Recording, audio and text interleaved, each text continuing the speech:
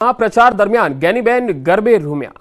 કોંગ્રેસના લોકસભાના ઉમેદવાર ગેનીબેન ઠાકોરના ગરબા અમે આપને બતાવીશું। ગરબે ઘૂમતા ગેનીબેન ઠાકોરનો વિડીયો વાયરલ થયો છે। આ તસવીરો જુઓ। ગેનીબેન ઠાકોર ભત્રીજાના લગ્નમાં ગરબાના તાલે ઝૂમ્યા હતા। અબાસડા ગામે ભત્રીજાના લગ્નમાં તેમણે હાજરી આપી। જિલ્લા પંચાયતના પૂર્વ પ્રમુખ પીનાબેન ઠાકોર સહિત આગેવાનો પણ હાજર રહ્યા। જિલ્લા પંચાયતના પૂર્વ સભ્ય લક્ષ્મીબેન કરેણ પણ ગરબા રમ્યા હતા।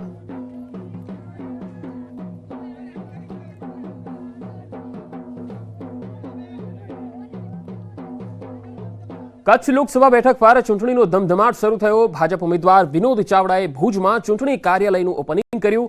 કચ્છ અને મોરબીની તમામ વિધાનસભા બેઠક પર ભાજપ દ્વારા ચૂંટણી કાર્યાલય ખોલવામાં આવ્યા। લોકસંપર્કને વધુ વેગવંતો બનાવવા વિધાનસભા વાઇઝ કાર્યાલયો કાર્યરત કરવામાં આવી રહ્યા છે।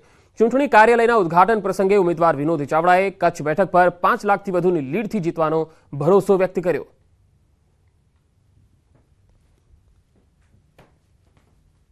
મને સંપૂર્ણ વિશ્વાસ છે કે જે પ્રકારે અહીંયા કાર્યાલયના ઉદ્ઘાટન થયા છે અને કાર્યાલયના ઉદ્ઘાટનના માધ્યમથી ચૂંટણીલક્ષી જે અમારું કામ છે એ મજબૂત બનશે અને આવનાર સમયમાં જે વિશ્વાસ અમારા કાર્યકર્તાઓની અંદર છે કે દરેક વિધાનસભાની અંદર ભારતીય જનતા પાર્ટીને મોટી લીડ મળવાની છે। આજે ઉમેદવારોના ફોર્મની થશે ચકાસણી। 22મી સુધી ફોર્મ પરત ખેંચવાની છેલ્લી તારીખ છે। ગઈકાલે ઉમેદવારી પત્ર ભરવાનો છેલ્લો દિવસ હતો। જૂનાગઢ લોકસભા બેઠક પર કુલ 26 ઉમેદવારી પત્રો ભરવામાં આવ્યા। અંતિમ દિવસે કુલ ફોર્મ 19 ભરવામાં આવ્યા। અમરેલી લોકસભા બેઠક પર કુલ 11 ઉમેદવાર છે। રાજકોટમાં 16 ઉમેદવારોએ ફોર્મ ભર્યા। દાહોદ લોકસભા બેઠક પર કુલ 12 ઉમેદવારોએ ઉમેદવારી નોંધાવી છે। તો ગાંધીનગર બેઠક પર ગઈકાલે છેલ્લા દિવસ સુધીમાં કુલ 53 ઉમેદવારોએ પોતાની ઉમેદવારી નોંધાવી। તો નવસારી બેઠક પર કુલ 35 ઉમેદવારી પત્રો ભરાયા છે। તો વલસાડ બેઠક પર કુલ 16 ઉમેદવારી પત્રો ભરાયા છે। હવે 22મી એપ્રિલે ફોર્મ પરત ખેંચવાના અંતિમ દિવસે સાંજે ગુજરાતની 26 બેઠકો પર કેટલા ઉમેદવારો છે તેનું ચિત્ર સ્પષ્ટ થશે અને 7મીએ મતદાન યોજાશે।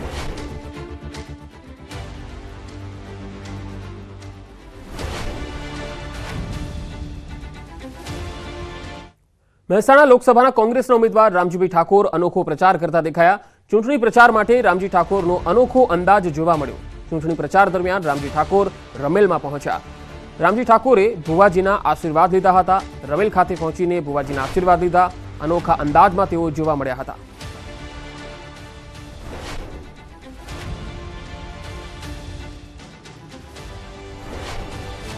મહેસાણા લોકસભા કોંગ્રેસના ઉમેદવારને મત આપવા સંકલ્પ લેવડાવવામાં આવ્યા। ચિત્રોડીપુરા ગામમાં કોંગ્રેસના ઉમેદવાર રામજીભાઈ ઠાકોરને મત આપવા સંકલ્પ લેવડાવ્યા।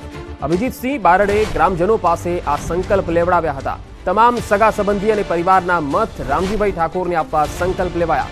આ પહેલા વિસનગર તાલુકાના વાલમ ગામના ઠાકોર સમાજ દ્વારા સોગંદ લેવાયા હતા।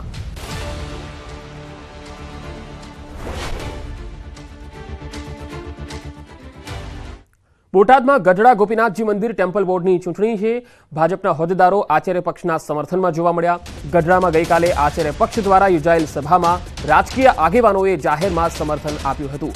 આચાર્ય પક્ષ તરફી મતદાન કરવાની અપીલ પણ કરવામાં આવી। ટેમ્પલ બોર્ડના વહીવટદારો પર વિકાસના કામો ન કરાયા હોવાનો આક્ષેપ થયો।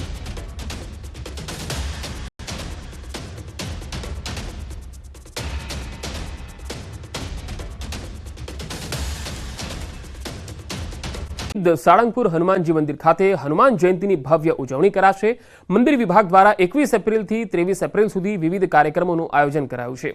21 એપ્રિલે પૂજન તેમજ 22 એપ્રિલના રોજ સવારે 11 કલાકે કેરીનો ભવ્ય અન્નકૂટ, સાંજે 4 કલાકે 54 ફૂટની કિંગ ઓફ સાળંગપુરની મૂર્તિને 5000 કિલો પુષ્પનો અભિષેક અને ડાન્સનું આયોજન કરાયું છે। સાંજે 7:30 કલાકે અગ્નિ પૂજા અને મહાઆરતી, ભવ્ય આતશબાજી અને લાઇટિંગ શો તેમજ 23 એપ્રિલે સવારે 5 કલાકે મંગળા આરતી, સવારે 7 કલાકે મારુતિ યજ્ઞ, કેક કટિંગ, છડી પૂજન, અન્નકૂટ સહિત વિવિધ કાર્યક્રમો યોજાશે। ઉનાળો હોવાથી તડકાને લઈને પણ હરિભક્તોને તકલીફ ન પડે તેના માટે છાસ, શરબત, પાણીના પરબ સહિતની વ્યવસ્થા કરવામાં આવી છે। ત્યારે 21, 22 અને 23 એમ 3 દિવસ અહીંયા હનુમાનજી મહારાજના સાનિધ્યમાં અદ્ભુત અલગ અલગ કાર્યક્રમો રાખ્યા છે। એમાં 21 તારીખે હનુમાનજી મહારાજનું વિશેષ પૂજન રાખેલું છે। 555 કિલોના પુષ્પવૃષ્ટિથી ભવ્ય રાજોપચાર પૂજન રાખ્યું છે।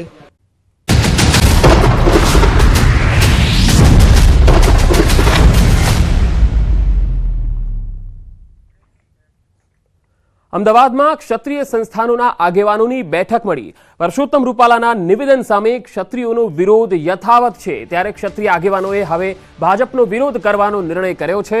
જિલ્લા અને તાલુકા લેવલે ભાજપના નેતાઓનો બહિષ્કાર કરવાનો નિર્ણય કરાયો છે. આજથી ફરી વિવિધ વિરોધ કાર્યક્રમો શરૂ કરાશે. આજથી જિલ્લાના તમામ મથકો પર ક્રમશઃ પ્રતિક ઉપવાસ કરવામાં આવશે. વિરોધ દર્શાવતા બેનર લગાવાશે અને સાથે જ કેસરિયા ધ્વજ લહેરાવી વિરોધ પ્રદર્શન કરશે. સંકલન સમિતિ બહુચરાજી, કચ્છ, આશાપુરા મંદિર, અંબાજી, ખોડિયાર મંદિર, ભાવનગર સહિતના સ્થળો પર 22 એપ્રિલથી ધર્મ રથ કાઢશે. જિલ્લા, તાલુકા, શહેરી કક્ષાએ પ્રવક્તાની નિમણૂક કરી રાજકોટ હેડક્વાર્ટર પહોંચીને સપોર્ટ કરવાનો નિર્ણય કરવામાં આવ્યો.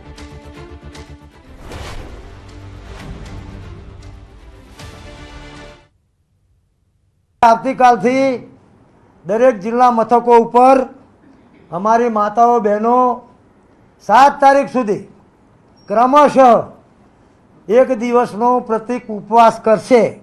તો આવતીકાલથી અમારા યુવાનો જે વિરોધ કરવાના છે ભાજપની સભાઓની અંદર, એ શાંતિ અને સંયમથી કેસરીયો ધ્વજ હશે અને આમાં રામજીની પતાકા છે, રામજીનું ચિહ્ન છે.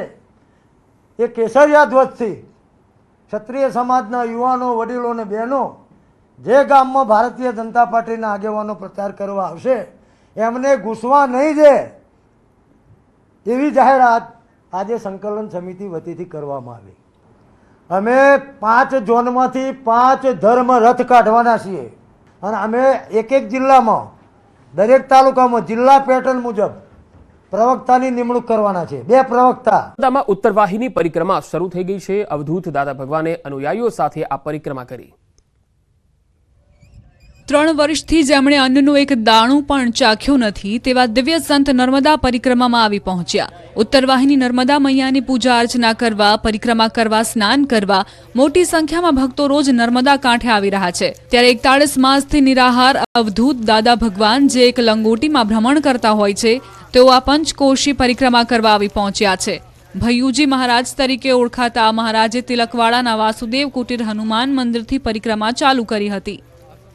મહત્વનું છે કે અવધૂત દાદા ભગવાન 3 વર્ષથી માત્ર નર્મદા જળ પીને જ રહે છે. 3 વર્ષથી અન્નનો એક પણ દાણો તેમણે આરોગ્યો નથી. તેમણે એકવાર અમરકંટકથી નર્મદા પરિક્રમા કરી છે અને હાલમાં ચાલી રહેલી ઉત્તરવાહિની પરિક્રમા પણ કરી છે. અવધૂત દાદા ભગવાનનું કહેવું છે કે નર્મદા દુનિયા માટે નદી છે, પણ અમારા માટે તો ભગવતી છે. આ નદી નહીં પણ દુનિયા માટે જીવનનો આધાર છે. લોકસભાની ચૂંટણી માટે અવધૂત દાદા ભગવાને કહ્યું છે, ભારત જ નહીં પણ દુનિયામાં મહાપરિવર્તનનો સમય છે. સમગ્ર વિશ્વની નજર ભારત પર છે અને ભારતની સંસ્કૃતિને જોઈ રહી છે. આવનારા સમયમાં ભારત દુનિયાને જીવવાની દિશા આપશે. એક ધર્મ, એક ધારા અને એક પરિકલ્પનામાં ભારત આવનારા સમયમાં મહત્વપૂર્ણ ભૂમિકા નિભાવવા જઈ રહ્યું છે. ભારત આવનારા સમયમાં વિશ્વનું નેતૃત્વ કરશે. અમદાવાદમાં પૈસાની લેવડ દેવડ મામલે બિલ્ડરે જમીન દલાલ પર ફાયરિંગ કર્યું હતું. શહેરના સરખેજ પોલીસ મથકે જમીન દલાલે બિલ્ડરની વિરુદ્ધ ફરિયાદ નોંધાવી. આનંદનગરમાં રહેતા હરદતસિંહ જાદવ જમીન દલાલનું કામ કરતા હતા અને તેના મિત્ર બિલ્ડર નિલેશ ખંભાયતાની બાપુનગર ખાતેની સ્કીમમાં 2 ફ્લેટ બુક કરાવ્યા હતા, જે બંધ થઈ જતા હરદતસિંહે પૈસાની ઉઘરાણી કરતા હતા. બિલ્ડર નિલેશે 30 લાખમાંથી 17 લાખ પરત આપ્યા, પરંતુ બાકીના 13 લાખની માંગણી કરતા બિલ્ડરે જમીન દલાલ પર ફાયરિંગ કર્યું. બિલ્ડરે જમીન દલાલને મળવા માટે બોલાવી અન્ય જગ્યાએ જઈ વાતચીત કરવાનું કહીને ગાડીમાં બેસવા જતા હરદતસિંહ પર ફાયરિંગ કર્યું. આ ફાયરિંગમાં જમીન દલાલને ખભાના ભાગે ઈજાઓ પહોંચતા સારવાર માટે ખસેડાયા. હરદતસિંહે બિલ્ડર વિરુદ્ધ ફરિયાદ નોંધાવી છે, જે ફરિયાદના આધારે પોલીસે બિલ્ડર નિલેશ ખંભાયતાની ધરપકડ કરી. ફરિયાદ એવું કીધું કે આપણે આગળની વાત ઈસ્કન ગોઠિયા છે ત્યાં વાત કરીએ, એમ કરીને પોતાની ગાડી ક્રેટામાં બેસવા ગયા. એટલે ફરિયાદી પાસે ગયો, આરોપી પાસે ગયો, ફરિયાદીએ કાચ નીચે ઉતાર્યો. તેણે એક્ટિવામાંથી કટ્ટો કાઢી દીધી અને ફાયરિંગ કર્યું. ફાયરિંગ એને જમણા હાથે આરપાર ગોળી નીકળી ગયેલી છે અને અત્યારે સારવાર ચાલુ છે અને સારી પરિસ્થિતિ છે.